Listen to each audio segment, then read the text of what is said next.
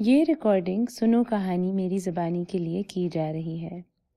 یہ آپ بیتی کہانیاں کے سلسلے کی دوسری کہانی ہے اور میں ہوں قصہ گو مہر حسن رفیع۔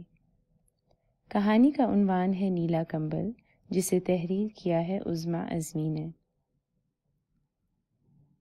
میں بھی سوچتا تھا کبھی اپنی کہانی لکھوں گا، مگر اس ڈر سے کہ ایسی روکھی پھیکی کہانی سنے گا کون، میں چپ ہو کر بیٹھ جاتا۔ وہ تو بھلا ہوا عمر کی امی کا، ان کے دکان میں آنے سے زندگی میں اتنے اتار چڑھاؤ آئے کہ میری بے مزہ کہانی بھی دلچسپ بن گئی۔ ہوا یہ کہ ایک روز عمر کی امی اپنی سہیلی کے ساتھ دکان پر آئیں اور ان کی نظر مجھ پہ پڑ گئی۔ بس پھر کیا تھا، فوراً اپنے بیٹے عمر کے لیے مجھے پسند کر لیا۔ میرے نیلے رنگ پر جڑے چاند تارے چاند تارے چاند تارے انہیں بہت ہی اچھے لگے۔ بس مجھے اٹھایا، دکاندار کو پیسے دیے اور باہر آ گئی۔ ان کا خیال تھا کہ عمر اپنی 5ویں سالگرہ پہ یہ تحفہ لے کر بہت خوش ہوگا۔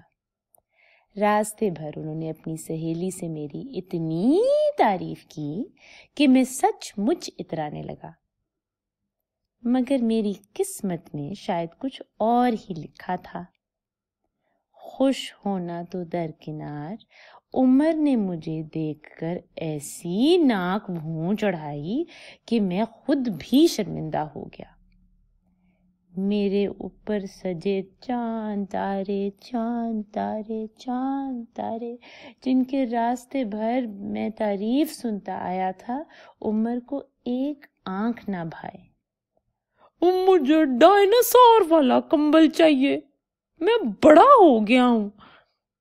مگر عمر یہ چاند تارے، امی کچھ کہنے لگی کہ عمر نے بیچ میں ہی بات کاٹ دی۔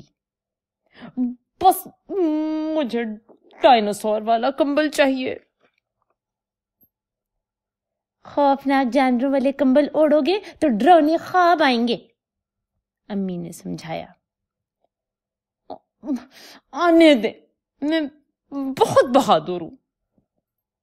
عمر اپنی بات پر اڑا رہا۔ بہت دیر بحث ہوئی، لیکن امی کے آگے عمر کی ایک نہ چلی اور میں اس کے بستر پر سجا دیا گیا۔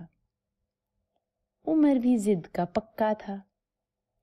امی کے جاتے ہی اس نے مجھے پلنگ سے کھینچ کے کونے میں ڈال دیا۔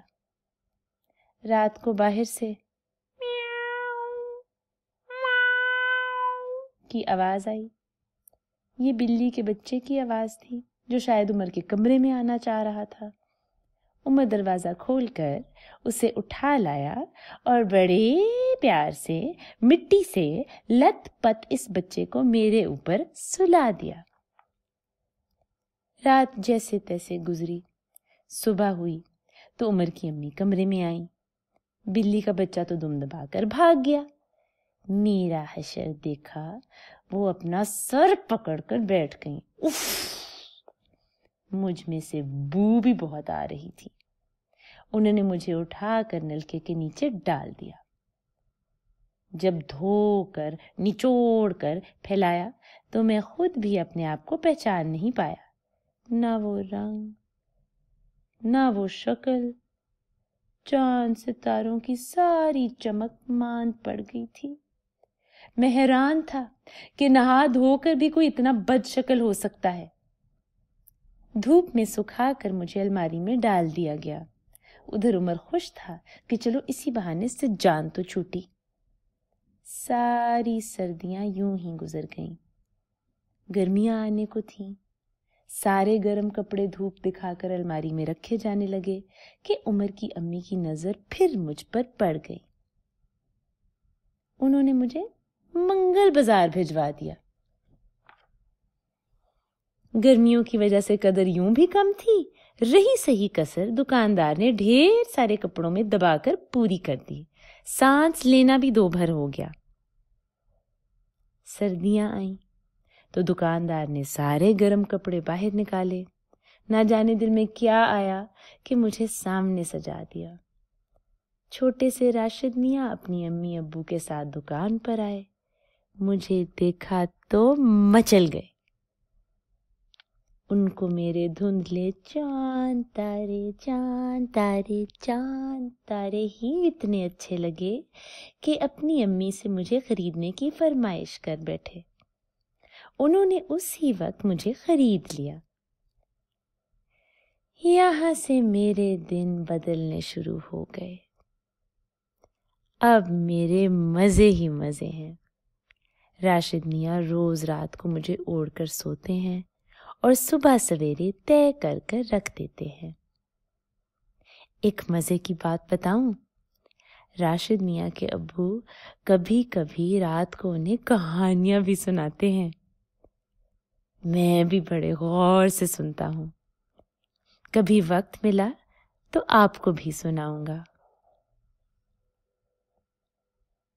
یہ تھی آج کی کہانی مہر کی زبانی.